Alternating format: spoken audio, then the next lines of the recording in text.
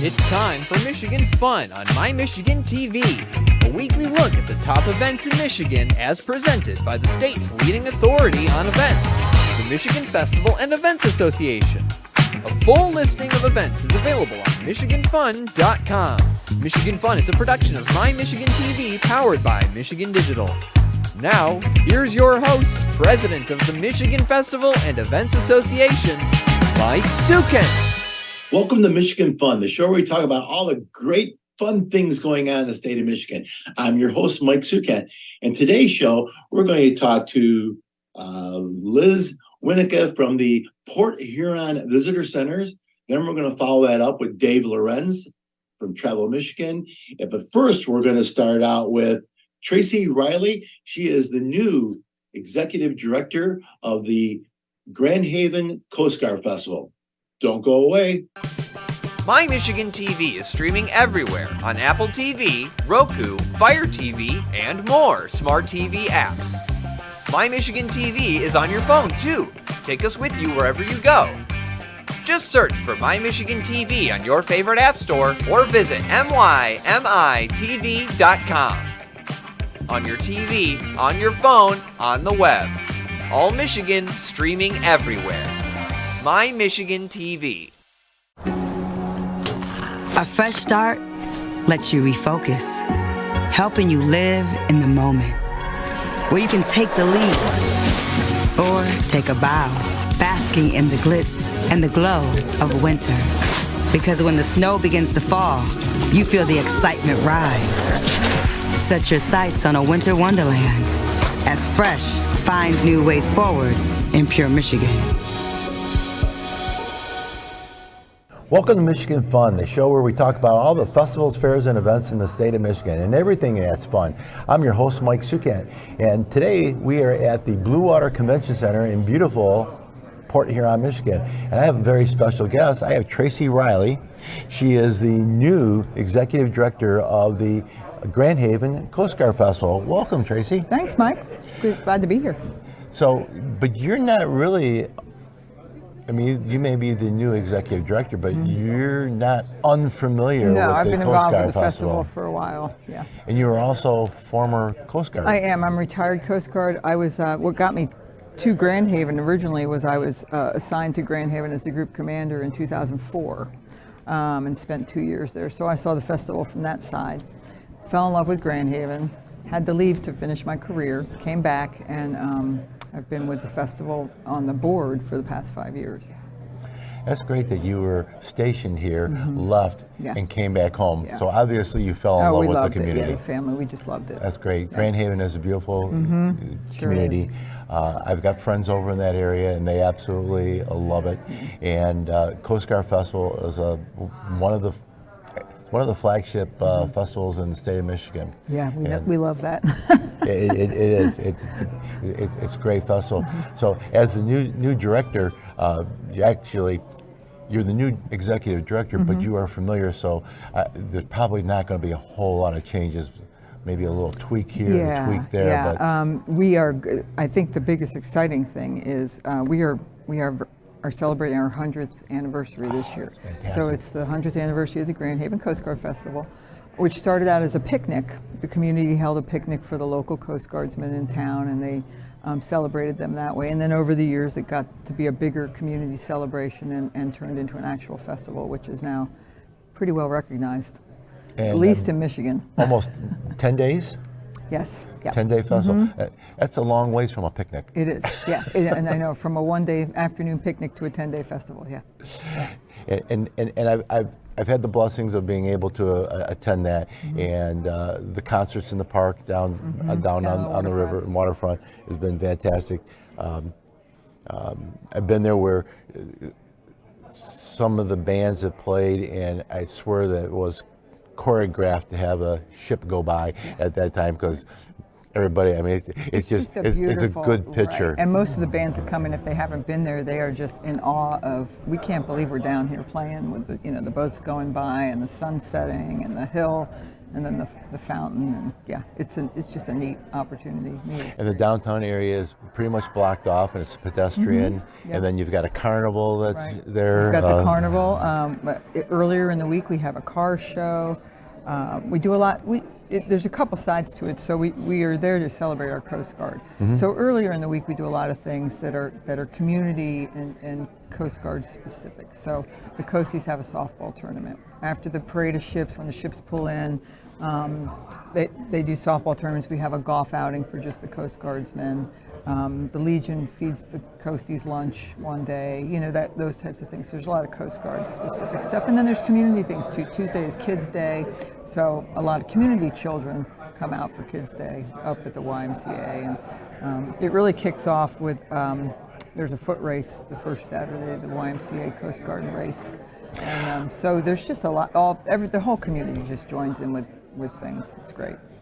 I probably should have started this off with, when is the Coast Guard Festival? Oh, this year it's July 26th through the 4th of August is Sunday morning, so it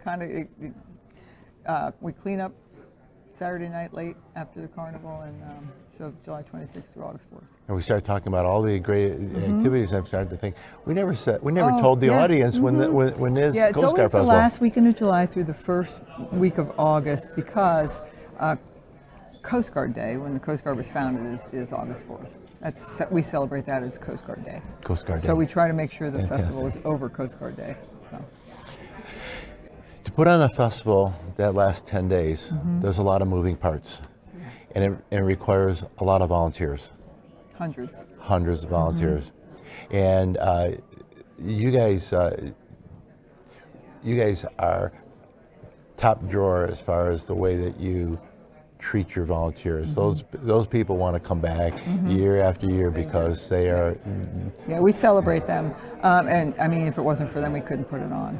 The amount of stuff that goes on is just mind-boggling. I'm still learning. All the ins and outs of everything. There were things I was involved with because I was on the board and before I was in the Coast Guard. But when you're the whole picture and just how many people are involved is unbelievable. And we have a very great board. They all work. They all have events that they're responsible for, and the office staff is superb. So we've got a good team. And you draw an audience from all over the state of Michigan. We do. Which brings me to my next topic, which is kind of an announcement, or maybe not an announcement, but an urging that if you're from out of town and you're planning on going to Grand Haven for the Coast Guard Festival, you better book your room in advance, because it wouldn't be bad to start thinking about that right now. Yeah. It is hard to get close by if you don't do it early. So last time I was there, which was 2 years ago, we were lucky and found a last-minute cancellation that we were able to get a room. Otherwise, we'd have had a bit of a commute to get there. So. Yeah. No, it gets very busy, and we fill up. Everything fills up for sure. And we bring people in too. I mean, we have an official party, so there's a lot of Coast Guard people that come in from out of town. And a lot of retired Coast Guard come in to celebrate Coast Guard Festival too. So that's great. Yeah. Great. So any of the audience wanting to know more information about the Coast Guard Festival, Facebook, website? Yep, Grand Haven Coast Guard Festival on Facebook, coastguardfest.org on the website. And we don't have all the events posted yet, but that'll come in the next couple of months. As we start pinning down the entertainment and those types of things, we'll be seeing more of that. Yep. Last weekend in July. Yes. Book it. Yep. Last weekend in July through the first week of August. Tracy? And it gets crazy about Wednesday, the last Wednesday, Thursday, Friday, Saturday. That's when it's fun. Tracy, thank you for being here, and congratulations on being the new Executive Director of Coast Guard Festival. Thank you. If you want any additional information, or if you didn't catch that website, always go to MichiganFun.com, where you'll find out about the Coast Guard Festival or any festival event in the state of Michigan. Don't go away. We're going to be right back. Traverse City, where falling flakes give rise to wintry pursuits, like a daring descent down a black diamond run, or riding the rails at a local terrain park, a silent glide across glistening snow, or making first tracks in a remote pine forest. Then relaxing, at last, with a warm cup and good company as the fire crackles and the flakes keep falling. In Traverse City, Life is better when you're in a pretty great place. Visit traversity.com.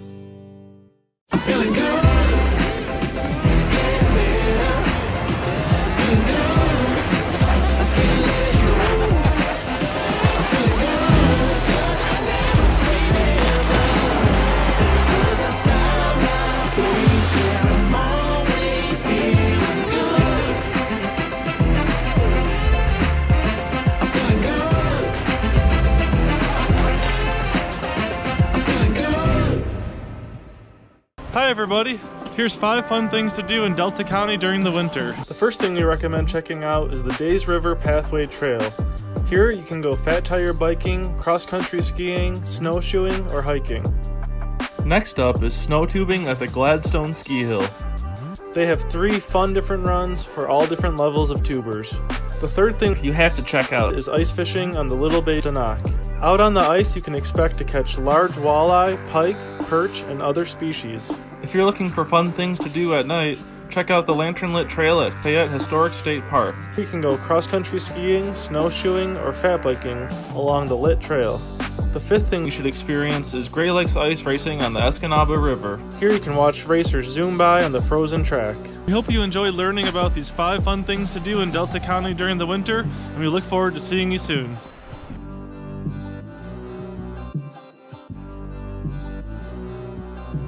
Welcome back to Michigan Fun, the show where we talk about all the fun things that there are here in the state of Michigan. I'm your host, Mike Sukat, and we're here at the Blue Water Convention Center in beautiful Port Huron, Michigan. And my next guest is Liz Wineka. And you are with the Michigan Department of Transportation Welcome Centers, more specifically here in Port Huron. And you guys are such an amazing part and vital part of the partnership that we have with sharing our information with the travelers. You know, and not just us, but everyone that has information about their communities, their activities. The Welcome Center is such a vital tool. How long have you been with the Welcome Center? I've been with the Welcome Centers for about 4 years, but the Welcome Centers have been around since 1935.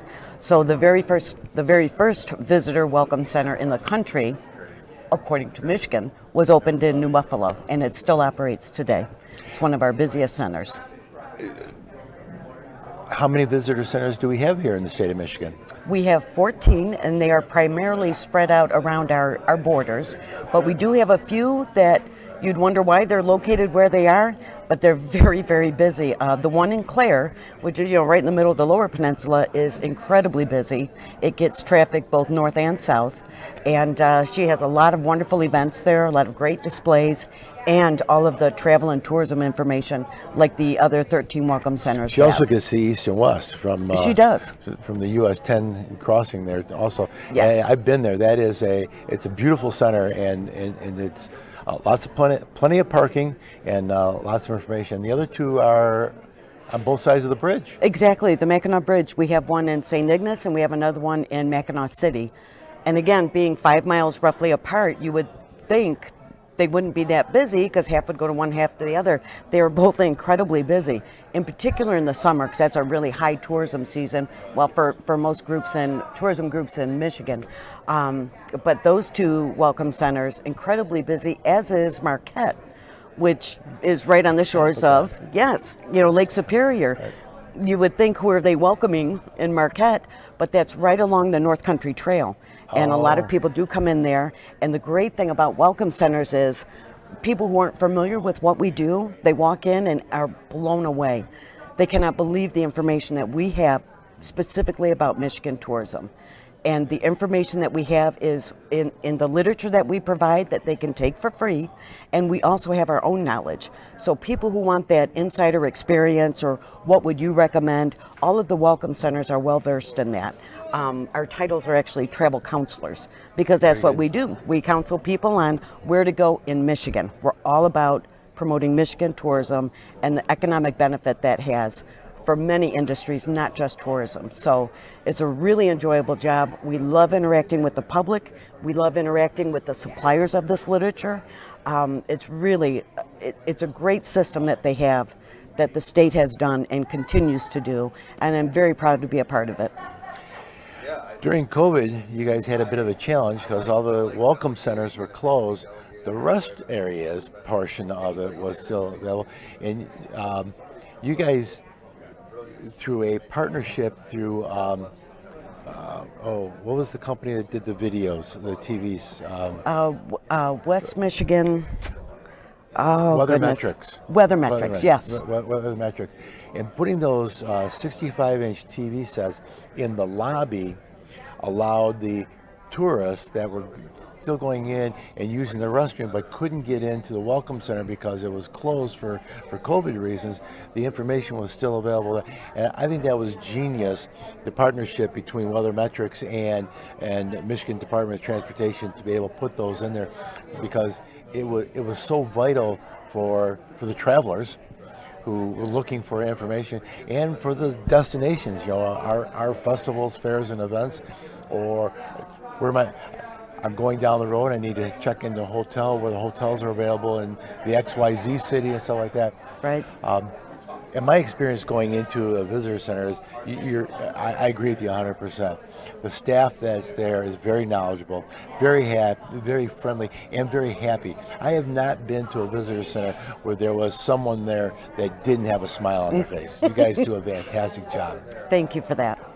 And hats off to all of you, and hats off to the MDOT for having the welcome centers. I know that we use a lot through our magazines, our publications. We send them. That's the first shipment is to the warehouse for distribution, and people call me and say, "Hey, how do I get your magazine, or how do I get your information?" I said, "Go to Welcome Center." Oh, we have wait lists for your publication. The Michigan Fun magazine is incredibly popular. I've got 3 people right now that are on the wait list for the new edition, and in the summer that wait list grows, and I'm not the only Welcome Center that experiences that. I got some copies for you. This I know. I planned ahead, and I said I really need a case right now because it's just unpopular. It's a go-to for every single Welcome Center. That's one of those handouts that we all go to when it comes to festivals and events going on in Michigan. So we really appreciate your publication. We hope you keep publishing for as long as humanly possible, because that is tremendously important for our centers. It's a tool that we all use to promote events, festivals, everything in that variety. That's our go-to. So we appreciate you doing that, and that you send us a lot, but we sure would like more. Always. Do the Welcome Centers have a website individually, or is it just strictly through MDOT?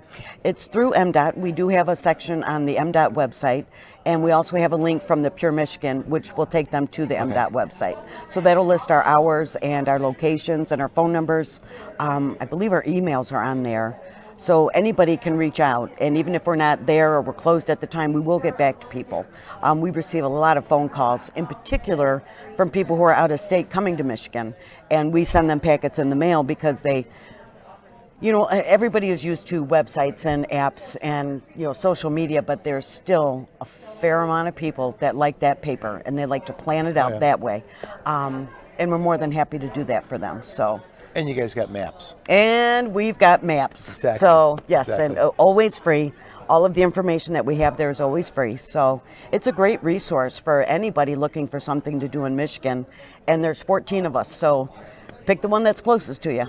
Well, it is it's one of the things that the Michigan Department of Transportation does really, really well. Yes. They do a lot of things well. That's one of the gifts to all of us, is to have the welcome centers. Liz, thank you for being with us. Thank you, Mike. Appreciate you being here and being on this podcast. Thank you. Don't forget to check out the visitor centers around the state of Michigan, and go in there and thank those people that are serving you there.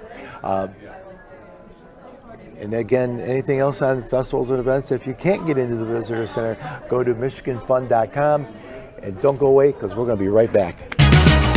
Hey, welcome to Michigan Fun, the show where we check out the state's top festivals and events. Join host Mike Sukent as he talks with guests from all across Michigan. How are you doing, Mike? How's everybody in Fair Festival land out there. Get the inside scoop on what's happening at festivals and events across the state. A lot of concerts and free family fun, you name it, and we have it. Your secret's safe with us. I thought mermaids were fictitious beings. We got everything at Pirate Festival. I mean, this is countdown. Countdown only a couple of weeks away. You guys busy there in Grand Haven? Yeah, just a little bit. We're hoping the weather is holding. We've called Mother Nature. I don't know if I can do much, but Mother Nature and I, we have an understanding. I mean, people are coming to these events and these fairs and these festivals. They just want to have a good time. It is one of those events that is so much fun. That will be a lot of fun.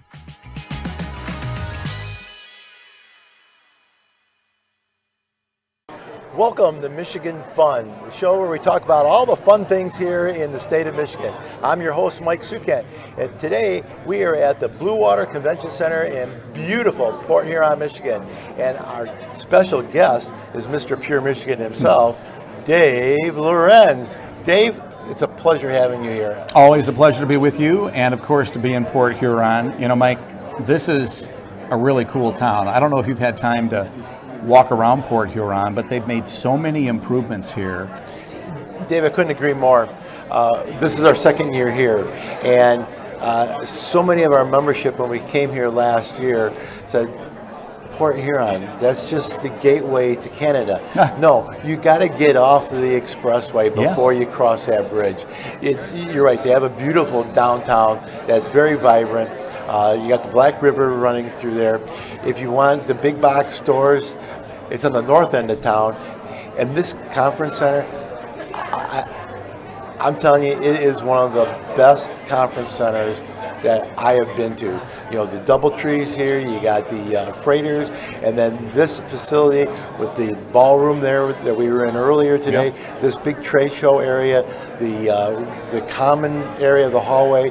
I mean, it's easy to navigate. It's a beautiful facility. It really is. Well, and you know, the thing is, this conference center, you know, it's hosting this big conference.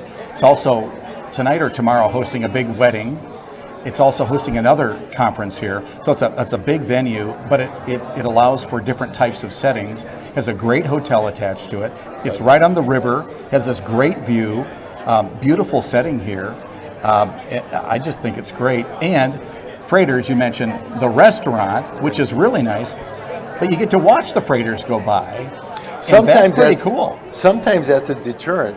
Especially if you're a presenter and you're in the riverfront. You want people to pay attention to you? All of a sudden you're looking at your audience and everybody's looking to the left, looking out at the river. But it is gorgeous. It is absolutely gorgeous. It's, you know, it's not northern Michigan. Mm-hmm. It's not supposed to be. No. It's the thumb coast. Well, and you know, that's the thing about Michigan. I've always said for 21 and a quarter years now that the thing that separates and differentiates Michigan from so many other places in the country is that we are one of a kind. You know, we are this two-peninsula state, and we're so unique. We're a state of diversity, of people, places, experiences, topography, geography. 11,000 inland lakes. We have 4 of the 5 Great Lakes that surround us. We have 20-something% of the world's fresh water right here. We are a people of the water. We're in it, on it, under it, surrounded by it. It's pretty unique. And if we could just get people, even just within our own state, these 10 million people within our own state, to cross that big, beautiful bridge that we call the Mackinac Bridge, this iconic symbol of connectedness. If we could just get people to cross that bridge, all of us, something like 20% of Michiganders never cross that bridge. That's shocking to me. And I think if we could just get even our own people to cross that bridge, to understand each other's cultures, because let's admit it, Yoopers are different than, you know, us trolls down here, and we're all interesting and cool people, but we're a little different. So I've been trying forever. And difference not bad. Difference is fine. I mean, I love different. I mean, if we were all the same, pretty boring life. it's just like seasons. There are seasons for everything, and we have all the seasons here. Exactly. I just wish people would deliberately go out and go to other places and experience other seasons and go to places where people appear to be different and where cultures are different, and kind of intentionally dive into those places and get to know one another. If we only did that even within our own state, we better understand each other and appreciate each other and care for each other and, dare I say, love each other even more. I think that's the best benefit of travel and tourism, and I just wish we'd do it. Travel and tourism is a huge part of our economy, and it's why the state of Michigan invests in it as much as we do. Something like $27 billion of spending in our last figures. But I think the thing that we don't value enough is the fact that travel brings us together through this intentional connectedness. We need to do more of it. I agree. In getting out there and partaking in the experiences. Well, the events. Oh, exactly. And what are the events? They're memory generators. I mean, they are things that remember mom, remember dad when we went to, remember the cousins and stuff like that. And we have so much to offer. I don't think people really realize what we have to offer. We have the most golf course, public golf course. We have the most ski resorts. We have the most freshwater. Freshwater, period. Most mountain streams. Coastline. Coastline. We have the most licenses. number of universities than any other state. We are so blessed here in Michigan. I believe we have the most festivals and events per capita in the country as well. And I want to thank you and the organization for all you do, because you do allow us to celebrate our culture, our heritage. And that's so important. It really is, because people need to know what's important about their own communities as well, and what they can celebrate, this connectedness within our own communities as well. Not as a way to separate one another, but to have pride in culture and community. If you're proud of your community, you're more likely to support it. You're more likely to get involved in community events. I'm proud of my community. It's one of the reasons why I'm really looking forward to getting involved again in my local festival that I used to be very involved, and now that I'm moving into my next chapter through retirement, I'm looking forward to being more involved in it again. I can't wait. Well, Dave, I look forward to your involvement, because I want to keep the relationship going. Oh, yeah. And but Pure Michigan is going to miss you, but I know that it will keep going, and I know that your love for this state is going to be there, and I appreciate the relationship that we've had. Thanks, Mike. Not just personally, but Pure Michigan and Michigan Festivals and Events. Thank you, Dave, for what you've done here for Michigan. Thank you so much. Same to you. And that wraps up today's show. I want to thank you very much. I want to thank our guests for being here with us today. And remember, we'll be back here again at MichiganFun.com.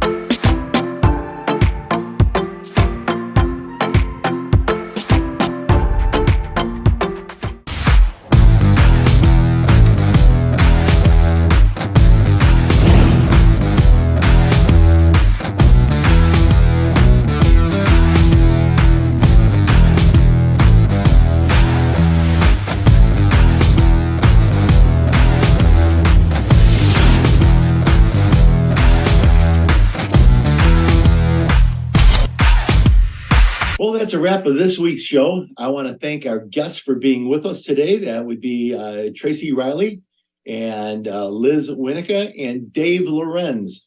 I also want to thank our producer, Jared Clark, and the entire staff at My Michigan TV. Check us out on My Michigan TV. That's mymitv.com. All Michigan, streaming everywhere. Until we meet again next week, get out there and have some fun.